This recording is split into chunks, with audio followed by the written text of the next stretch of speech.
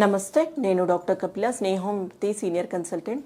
ఈ ఎపిసోడ్లో లంగ్ కెపాసిటీని పెంచుకోవడానికి ఇంటిలో ఏమి చిట్కా వాడాలనే విషయంపై చర్చించుకుందాము. సాధారణంగా లంగ్ కెపాసిటీ అనేది మనకి ఏదో ఇమ్యూనిటీ ప్రోటీన్ పౌడర్స్ వల్ల, ఇమ్యూనిటీ డైట్స్ వల్ల కానీ, ఇమ్యూనిటీ టానిక్స్ వల్ల కానీ వచ్చేది కాదండి. లంగ్ కెపాసిటీ అనేది మనకి రెగ్యులర్గా హెల్దీ డైట్ తీసుకున్నట్లయితే, మరియు రెగ్యులర్ ఎక్సర్సైజెస్ చేసినట్లయితే, రెగ్యులర్ యోగా, ప్రాణాయామం, అతి ముఖ్యంగా డీప్ బ్రీతింగ్ ఎక్సర్సైజ్ ఓ 20 నిమిషాల పాటు రోజు వారు ఎర్లీ మార్నింగ్ ఫ్రెష్ ఎయిర్కి వెళ్ళి 10 మినిట్స్ అనులోమ విలోమ చేసినట్లయితే, 10 to 20 మినిట్స్ చేసినట్లయితే మన లంగ్ కెపాసిటీ అనేది పెరుగుతుంది. మన ఎక్స్టర్నల్ ఎన్విరాన్మెంట్కి ఏవైతే డస్ట్ ఎలర్జీస్ వస్తాయో, మరియు కొంతమందికి కోల్డ్ ఎఫెక్షన్స్, కఫం రావడం అనే టెండెన్సీ ఉంటుందో తగ్గిపోతుంటుంది.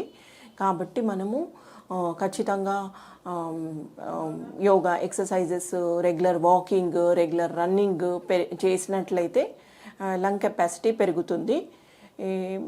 మరియు మనకి ఇంటి చిట్కాలలో చూసుకున్నట్లయితే 2 glasses ఆఫ్ వాటర్ తీసుకొని బాయిల్ చేసి అందులో మనము ముందుగా జింజర్ దంచుకొని క్రష్ చేసి వేసుకున్నట్లయితే, జింజర్లో అమినో యాసిడ్ ఉన్నందువల్ల మనకి డైజెస్టివ్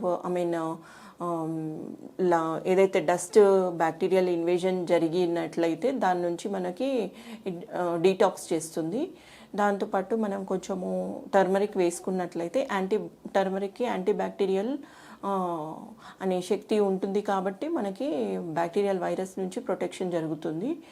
దాంతోపాటు కొంచెం దాల్చిన చెక్క వేసుకోవాలి. దాల్చిన మనకి వేడిని ఉత్పత్తి చేస్తుంది, కాబట్టి కఫం అనేది తగ్గుతూ ఉంటుంది.